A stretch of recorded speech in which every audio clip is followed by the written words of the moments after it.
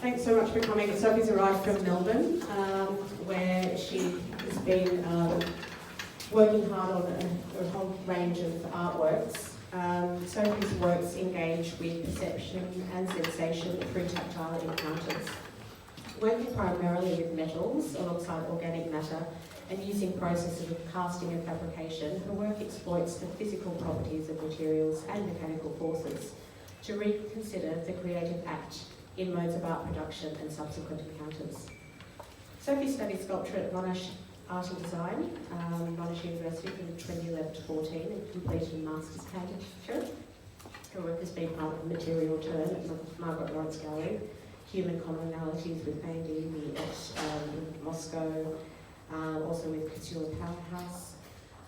And I saw a reproduction of work similar to this as part of Unfinished Business in Perspectives on Art and Feminism at Australian Centre for Contemporary Art. So Sophie, you've been working with the body for some time now, and the works exhibited here were first shown as part of an exhibition inspired by Linda Bengalis's Imaging Art Forum. Can you talk us about the making of your work at Burt Manifold? Absolutely. So it's actually really strange for me to talk about these works without holding them in my hand. The way the work is conceived initially is that it's worn on the body in a modified tool belt, which I then would hold the bronze, it warms to the touch of my hand, and then I have conversations with people as they are introduced to the work, and we talk about the origins of the work, and then I can hand the work to the other person physically, and they not only receive the work itself and get to have a tactile encounter with it, but they're actually receiving like the heat from my body transferred into their hand. So the works are actually the casting of the space inside my vagina. So I use a material called dental alginate, which if you've ever been to the dentist and had your teeth cast, you might know it. It's a minty, fresh, kind of goopy substance. And it says quite quickly, so basically I insert like a measured amount of this into the space of my vagina. So I'm actually making the space that is being cast here. The space doesn't actually exist, it's a closed up space. When I was lucky enough, when I was studying at Monash to do an anatomy unit there, and we got to look at the cadavers they use for the medical training. And the inside of the body is a closed, tight space. Everything is compressed and fits into everything else, like puzzle pieces. And I was interested, I've always been interested in the body, and it's our kind of immediate material that we have to encounter the world through. And I was curious about this space. It's such a potent space, and I think it's considered in society as like a dark, feminine, moist, cold, damp, hot. You know, like you have all these connotations that are associated with this like feminine space, but no one ever gets to see it. It's almost inaccessible. And I undertook to see what this space was, and I used this material as being a skin-safe material. Still quite a challenge, to say.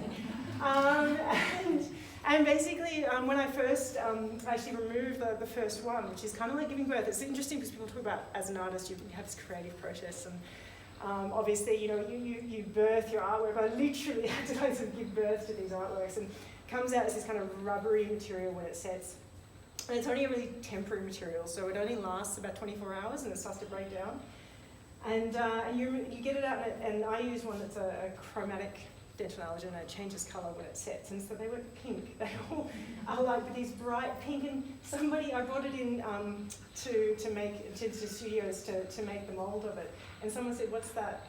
Is that a little pink fish?" So for a long time, I referred to them as not little pink fish. But then I later started to think about the name. Sort of came from thinking about this space of the multiple, the manifold space. And also for me, because I ride motorcycles, I'm interested in engines, and so I started to think about the piston housing as well. So thinking about the space of the vagina as a housing.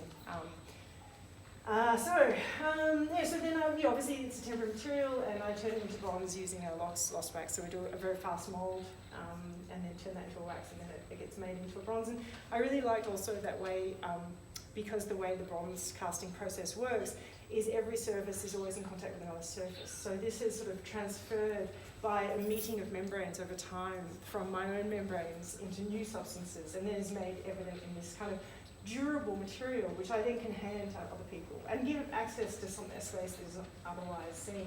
And I also, for me, the work, a big part of the work for me is when you're holding your hand, they're quite heavy, they're solid bronze.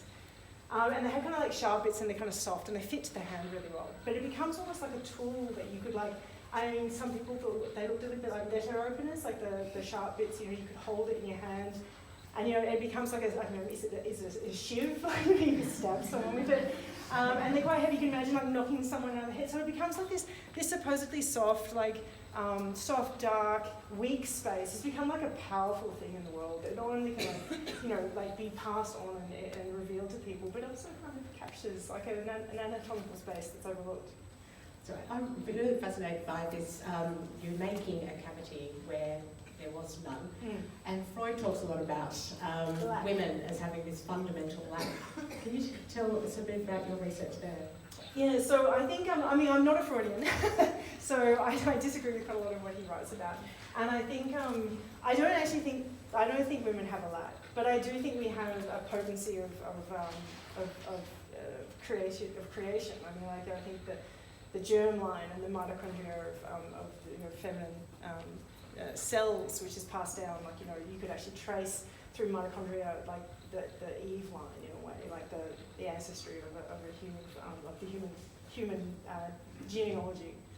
And I think for me, these objects do come out into the world as being like the positive or the active components of like femininity, I guess. And a lot of people do think they look kind of like shriveled penises, and I think that's not altogether like a wrong interpretation, because I think, you know, it's this eversion of this space, like it's like this pocket, and you know, when because I'm really interested in anatomy in general, like the way the body is formed over time through like cell division, and one of the other things that's interesting is for me is this involution that happens. So the cells divide first by folding, and I going in the Deleuzian direction would be the fold.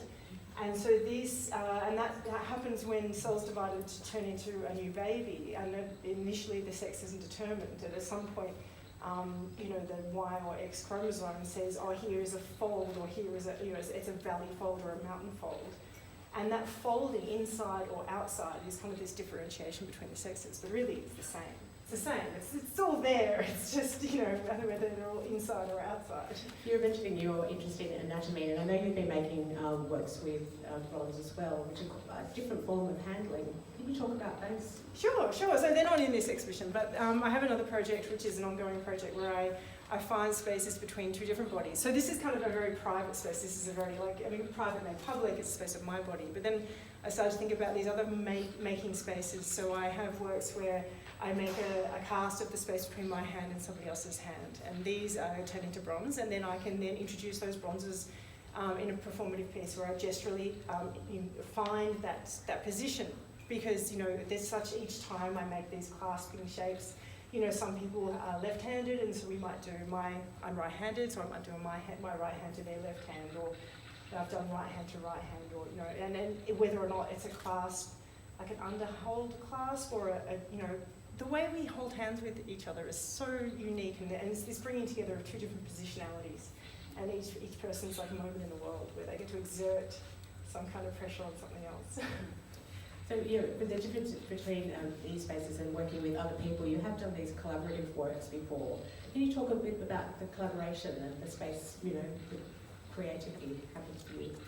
Yeah, so it's weird when you're working collaboratively as well, because, you know, it's different from when you're in your own space, in your own time, and everything's sort of emerging from like your own experience. And then what I especially like with the kind of turning these artworks into performative artworks is where, so for example, the Kusula works, which I think is what you might be thinking of, is where I was working with like the deaf and blind communities there in Sydney, who were coming to encounter the works through their own haptic encounter. So it wasn't necessarily through their visuality, but it might have been through touch or through the way they listened to the work. So, and then the authorship of the work becomes a bit blurred, because I set it up in a way that these pulleys and levers and leverages could happen so that they could actually manipulate the shapes of these bovine rawhides that I was using. And so the works were formed through the action of multiple people. So it wasn't so much like then the artistic genius making form out of like my own body or my own actions, but it's kind of a more shared encounter. Thank you so much, Sophie. And Sophie will be putting on a customised tool belt during the opening, so we'll follow you around and look at these closer works. Thank you so much. Thank you.